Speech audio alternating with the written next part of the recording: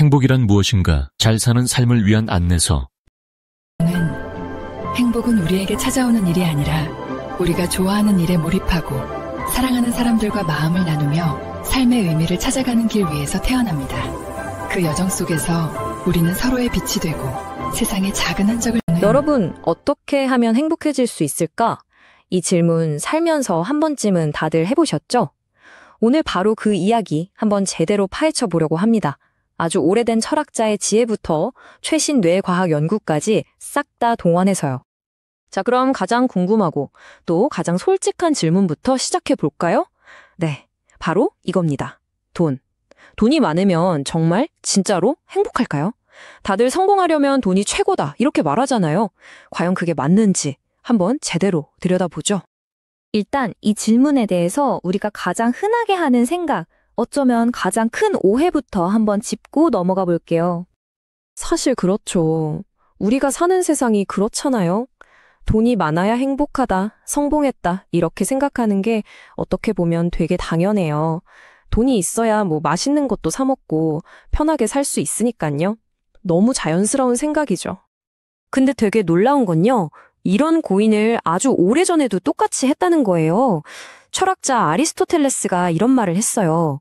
다들 행복이 잘 사는 것이라는 데에는 동의하는데 막상 그럼 뭐가 잘 사는 건데? 하고 물으면 대답이 다 제각각이라는 거죠. 어떤 사람은 돈, 어떤 사람은 건강, 또 어떤 사람은 명예. 예나 지금이나 똑같죠? 자, 그럼 돈이 행복의 전부는 아니라고 치자고요. 근데 우리는 왜 이렇게까지 물질적인 것에 집착하는 걸까요? 그 답이 진짜 의외의 곳에 있습니다. 바로 저 아주 먼 옛날 우리 조상들의 살 속에 숨어 있어요. 이게 무슨 말이냐면요. 우리 뇌는 아직도 석기 시대에 살고 있는 거예요. 말하자면 최신 스마트폰에 엄청 옛날 운영체제를 쓰는 거랑 비슷해요. 그때는 먹을 거, 안전한 잠자리가 최우선이었잖아요. 그래서 우리 뇌는 본능적으로 일단 모으고 보자. 이렇게 작동하는 거죠. 근데 지금은 세상이 너무 풍족해졌잖아요. 그런데도 뇌는 계속 불안해하면서 더를 외치니까 이 둘 사이에 충돌이 생기는 겁니다. 이걸 좀 전문적인 용어로 진화적 적응 환경이라고 불러요. 말이 좀 어렵죠? 쉽게 말해서 우리 유전자가 수만 년 동안 수렵 채집 생활에 맞춰서 최적화됐다는 뜻이에요. 그때는 당장 먹을 게 있냐 없냐가 생사 문제였으니까요. 그래서 우리 유전자는 지금도 물질적인 게 많을수록 안전해 라는 신호를 계속 보내도록 딱 프로그래밍 되어 있는 거예요. 그래서 우리 뇌는요, 되게 단순한 걸 좋아해요. 인간관계가 좋아졌어? 라던가 마음이 평화로워 같은 건 눈에 잘 안 보이잖아요. 애매하죠. 근데 연봉이 올랐어. 더 큰 집으로 이사했어. 이런 건 어때요? 숫자로 딱 떨어지죠. 남한테 자랑하기도 쉽고요. 그러니까 우리 뇌가 본능적으로 이런 측정하기 쉬운 목표를 쫓게 되는 겁니다. 아니, 그럼 우리는 이 오래된 본능에 그냥 끌려다니면서 살아야 할까요? 다행히 그렇지는 않습니다. 이제부터는 진짜 잘 사는 것이 뭔지 그 의미를 다시 한번 생각해보고 이 본능의 함정에서 벗어나는 길을 한번 찾아보겠습니다. 보통 행복이라고 하면 그냥 즐거운 거, 기분 좋은 거를 떠올리잖아요. 이걸 쾌락주의라고 하는데요. 아리스토텔레스가 말한 행복, 에우다이모니아는 좀 달라요. 이건 단순히 기분 좋은 느낌이 아니라 내가 가진 능력을 최고로 발휘하면서 의미 있는 목표를 향해 살아가는 그 과정 자체를 행복이라고 본 거예요. 그냥 맛있는 거 먹고 노는 행복이 아니라 뭔가 해냈을 때 느끼는 그런 뿌듯함, 충만함 같은 거죠. 자, 여기서부터가 진짜 재밌습니다. 수천 년 전 철학자가 했던 이야기가 그냥 뜬구름 잡는 소리가 아니었다는 게 현대 과학으로 증명이 되고 있거든요. 현대 심리학에서는 이걸 심리적 안정감이라는 개념으로 설명하는데요.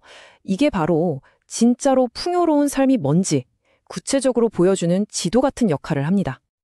심리학자 캐롤 리프가 찾아낸 건데요. 진짜 건강하고 행복한 삶에는 이 6가지 기둥이 필요하다고 해요. 하나씩 볼까요? 첫째, 나 자신을 있는 그대로 받아들이는 자아 수용. 둘째, 사람들과 깊은 관계를 맺는 긍정적 대인관계. 그리고 내 삶을 내가 결정하는 자율성. 주변 상황을 잘 관리하는 환경 통제력. 또 내가 왜 사는지, 어디로 가는지 아는 삶의 목적. 마지막으로 계속해서 더 나은 사람이 되려고 노력하는 개인적 성장까지. 와, 이 6가지가 다 갖춰진다면 정말 행복하겠네요. 이게 그냥, 그러면 좋지 하고 끝나는 이야기가 아니에요. 더 중요한 건 우리가 이걸 직접 연습해서 키울 수 있다는 겁니다. 과학적으로 증명된 방법들이 있어요. 그러니까 핵심 질문은 이거죠. 우리가 헬스장에서 운동해서 근육을 키우는 것처럼 행복도 훈련을 통해서 키울 수 있는 일종의 기술일까요? 정답은 네, 그렇다입니다. 여기 이 연구 결과를 한번 보세요. 청소년들을 대상으로 행복을 높이는 프로그램을 진행했더니 실제로 심리적 안정감 점수가 눈에 띄게 향상됐어요. 그냥 놔둔 그룹이랑 비교했을 때 차이가 확 나죠. 이건 행복이 그냥 감정이 아니라 배울 수 있는 거라는 걸 보여주는 거죠. 이 그래프를 보면 더 확실해져요. 보세요. 프로그램을 실천한 그룹은 점수가 3.30에서 4.05로 껑충 뛰었죠? 반면에 아무것도 안 한 그룹은 오히려 점수가 살짝 떨어졌어요. 이게 뭘 의미할까요? 행복은 가만히 있는다고 찾아오는 게 아니라 우리가 의식적으로 노력할 때 충분히 더 커질 수 있다는 아주 강력한 증거입니다. 아니, 그럼 도대체 무슨 대단한 프로그램을 했길래 저런 결과가 나왔을까요? 사실 별거 아니에요. 여기 있는 것처럼 아주 간단하지만 굉장히 강력한 방법들입니다. 예를 들어서 매일 감사한 일 3가지씩 써보기. 이것만으로도 우리 뇌가 부정적인 것보다 긍정적인 것에 집중하게 된대요. 그리고 내 가치관에 맞는 의미 있는 목표를 세우고 소중한 사람들과 시간을 보내고 또 다른 사람에게 친절을 베푸는 것. 이런 작은 실천들이 보여서 큰 변화를 만드는 거죠. 자, 오늘 긴 이야기를 나눴는데요.